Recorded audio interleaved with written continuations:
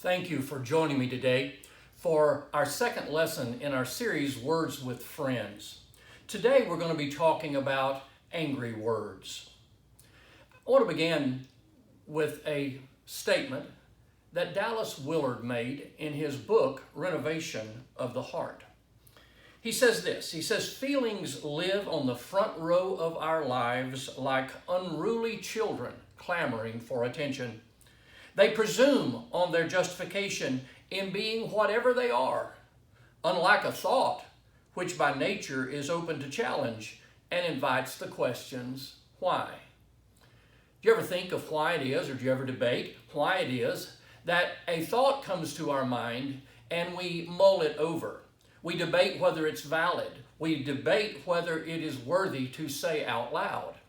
Yet an emotion comes to us, and it comes to us with such speed, and it comes to us so emphatically that it simply blurts out into reality through our voice. That's what Dallas Willard is talking about here, because that's the nature of emotions. Anger is one of those emotions. It comes on us quickly, and it is ready to respond very quickly. Anger, we would say, is mostly bad, but not all bad. Paul writes, "Be angry, but do not sin." And so there is therein a suggestion that anger itself is not a sin, or at least not always a sin, yet it can lead to sin. And then there's another passage, we'll look at both of these, where James writes, "Be slow to anger." Now, that would seem to imply that all of us get angry, and I think we would all agree that we do. Some folks may seem to be more angry than others. Some folks' anger may be more heated than others, but I think it's fair to say that we all get angry. Now, the reality is that the Bible speaks of God being angry. The Bible speaks of Moses being angry. And so anger in itself sometimes is justified. We have a term for that, at least an old King James term that we often use. We call it righteous indignation. You see, when anger is justified, we put a different term on it because it doesn't sound so bad that way. But yet we realize that there are reasons why we maybe could and oftentimes maybe should be angry about something. And so the real debate here is, what do we do with anger? The suggestion seems to be in Scripture that anger itself is not so much the problem, it's what do we do with our anger that becomes the issue. So let's go back where we implied just a moment ago. Genesis chapter 4. It's the story of Cain and Abel. Cain and Abel have offered their sacrifices to God. Abel's sacrifice was more pleasing to God. It was seen in a more favorable light than was the sacrifice of Cain. Cain, therefore, is angry. He is not angry because his brother has done something against him. He's angry because his brother is more favored in this moment than he is. So we see in Genesis chapter 4, there's no way to justify Cain's anger. And then in verse 6 and 7 of that text, the Lord says to Cain, "Why are you angry, and why has your face fallen? If you do well, will you not be accepted? And if you do not do well, sin is crouching at the door. Its desire is for you, or its desire is contrary to you, but you must rule over it." Two great quotes here. God asking Cain, "Why are you angry?" Now, the question implies that he has no reason to be angry, and that would be accurate in this context. As we've suggested, sometimes there's a good reason to be angry, but most of the time not. That's when anger so quickly leads to sin. Now, Cain is angry without a cause. The other great statement out of this text is when he tells Cain that sin is crouching at the door. And this depicts a picture for us. You could draw this out. It brings a picture to our mind that when we are angry, and angry without a cause, then sin is waiting to pounce. Sin is crouching at the door. So often, sin is ready. The temptation is there. And that's what the occasion was with Cain. Now, the very next verse starts the rest of the story, where Cain kills Abel. His sin was complete. His anger was not held back. His anger was not caught. He acted out, and he acted out in grave sin. But obviously, this story of Cain and Abel is not just about Cain and Abel. It is about us. It is about the nature of anger. It is about the nature of sin. Sin was crouching at the door. Now, God's statement to Cain was that if you do well, will you not be accepted? But if you do not do well, sin is crouching at the door. You see, the point being, when we are angry, there's a choice to be made. There's a determination to be made. What do I do with this anger? What do I do next?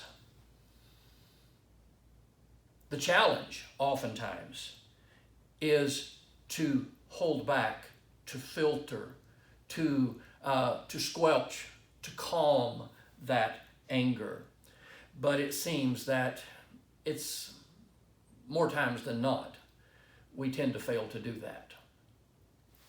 Let's go to another passage. It's Ephesians chapter 4, particularly verses 25, 26, and 27.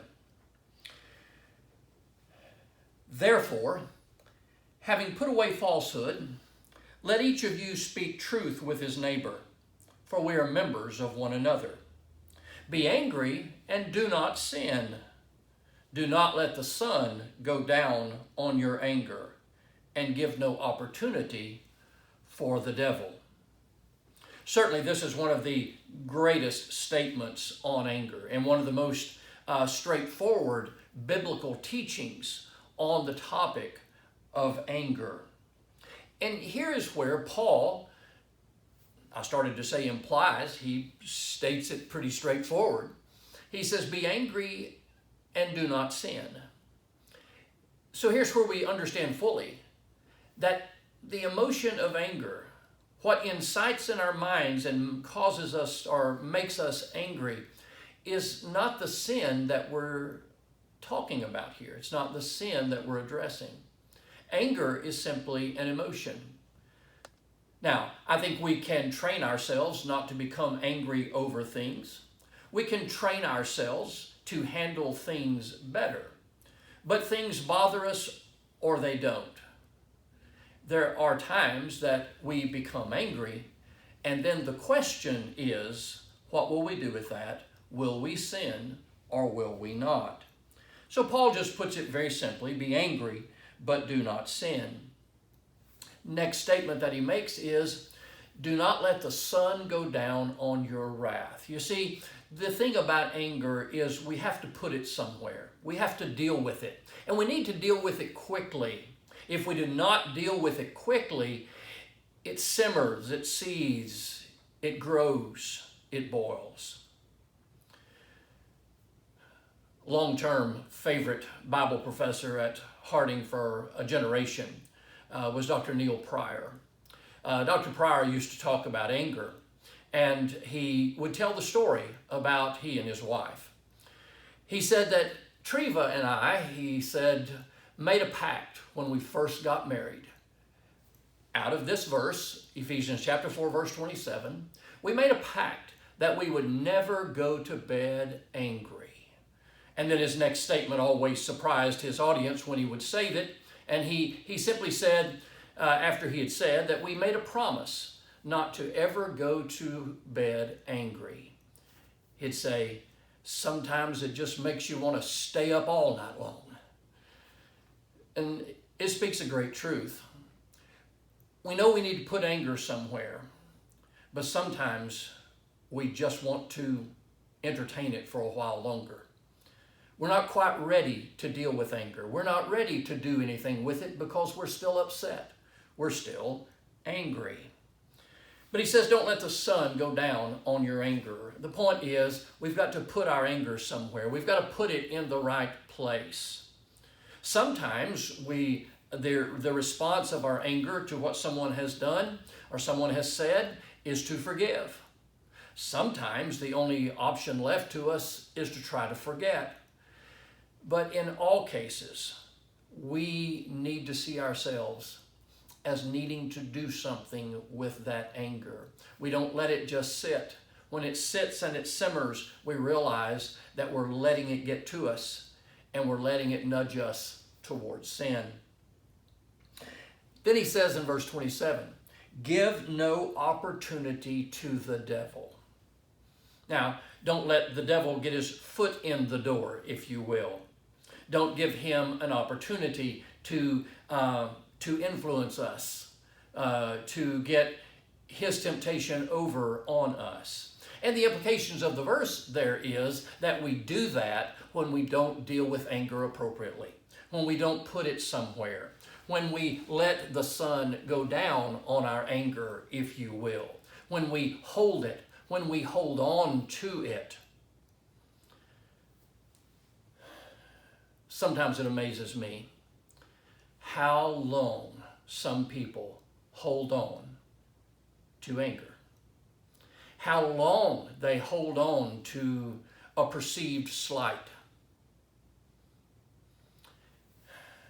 How unfortunate. How sad. Because it makes them bitter people so often.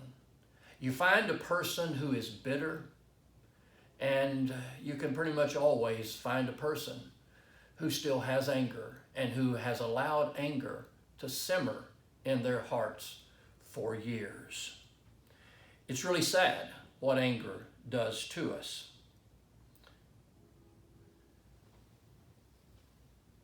What qualifies, though, as an angry word? Most angry words would be probably in one of two categories. Something truthful that was said, but said out of anger.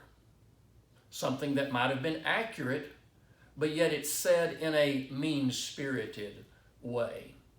And then there would be things that are not accurate, but that are said in that same mean-spirited way, and said with the intent to hurt.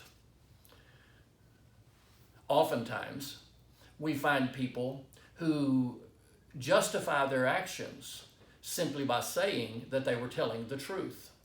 And many people justify their ill-placed words by saying, I only say what's on my mind. I'm just being honest.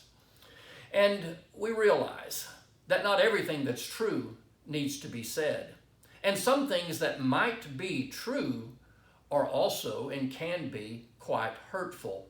And they can really be angry words. So we need not hide behind the premise that we're telling the truth when what we said was intended to hurt. But then I think there's a different subset here. There's a different issue here. And I think we see it more and more. And that is that many people define as an angry word anything that they simply don't want to hear. We justify not dealing with the problems at hand because we suggest that it would be unacceptable to speak the truth. Now, Paul would say that anytime we speak the truth, we ought to speak the truth in love.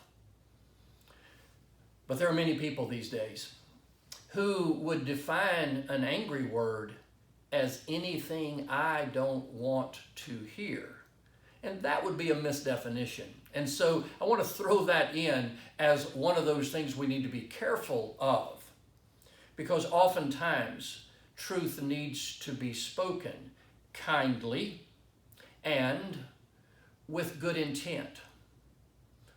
Truth with love.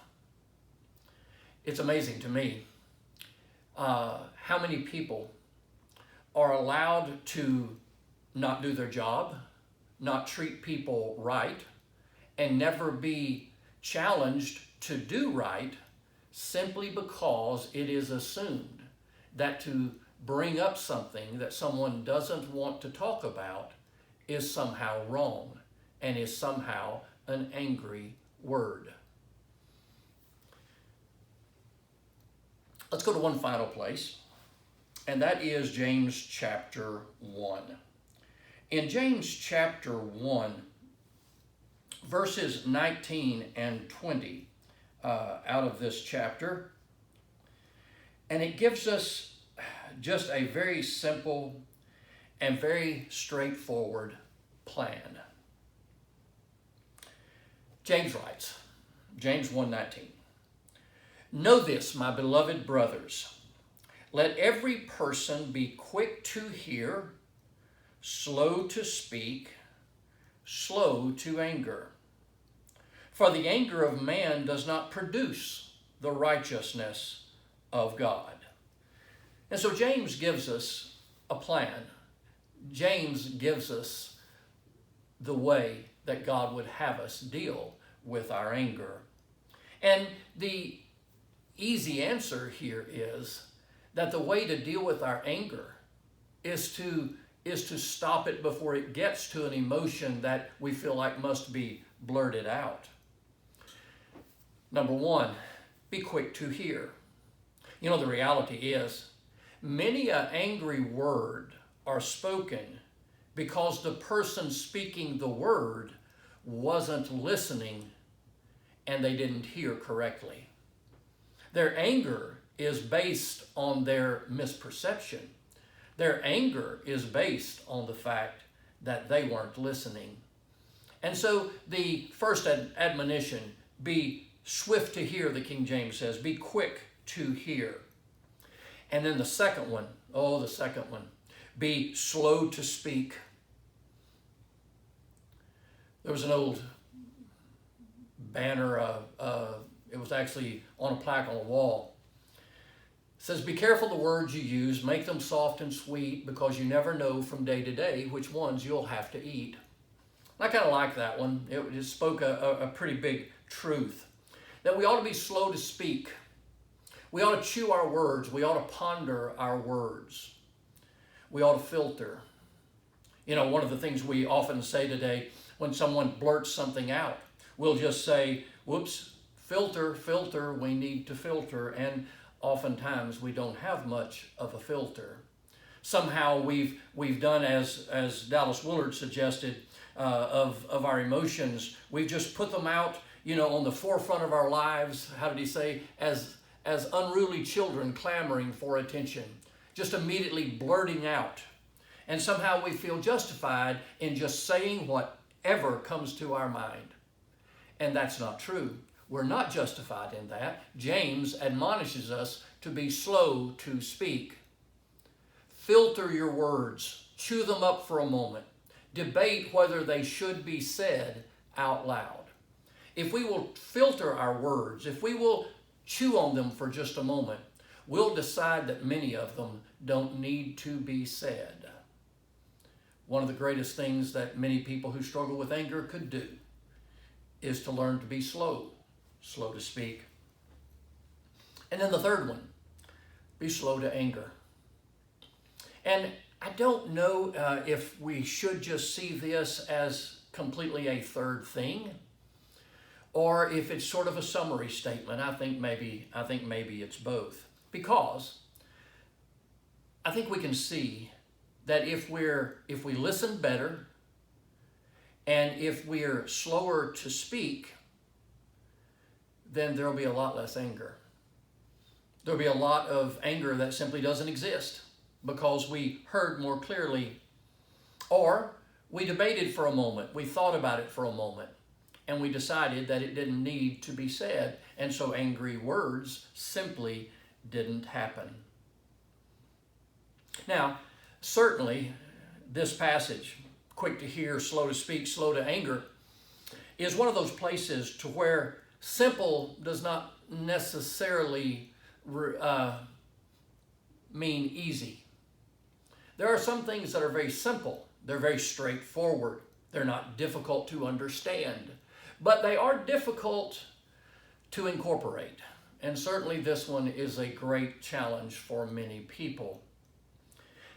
The reality here is that all of us become angry, and that to some extent or another, angry words are a challenge for every one of us. And the Bible gives us some good common sense teaching. Even from the beginning passage we looked at tonight, where God is asking Cain, why are you angry? Oftentimes we should ask ourselves, why are you angry? Are you justified in your anger? Or are you angry now because of something that happened earlier in the day? Are you angry now because of something completely different and someone completely different? Is your anger justified? Now, the Bible would suggest, as we suggested, that there are times in which anger is justified. But most of the time, I think you would agree with me, that it is not. And then Paul's suggestion that to be angry but do not sin. We realize that anger comes, but sin doesn't have to follow. Sin follows when we choose to let it follow. Sin follows when we don't filter. Sin follows when we don't deal with our anger appropriately. And then James's admonition, the best way not to get there, the best way to circumvent angry words is to be quick to hear, slow to speak, and slow to anger. The Bible is replete here with admonitions to help us deal with our anger. Under our topic, Words with Friends, and here this week, Angry Words, I think we can see some very simple principles that ought to help each one of us. And sometimes we need to remind ourselves that I need to work anew. I need to start today working more on dealing with the anger and slowing down those angry words. Thank you for joining us for this discussion today. Several of you will be joining Zoom meetings at this point to debate some of these things out a little bit further. Would wish for you a good time of study and a good time of fellowship. Again, thank you for joining us today. We appreciate your interest in things that are spiritual. We trust that you're having a good day, and I'll hope to see you on Sunday.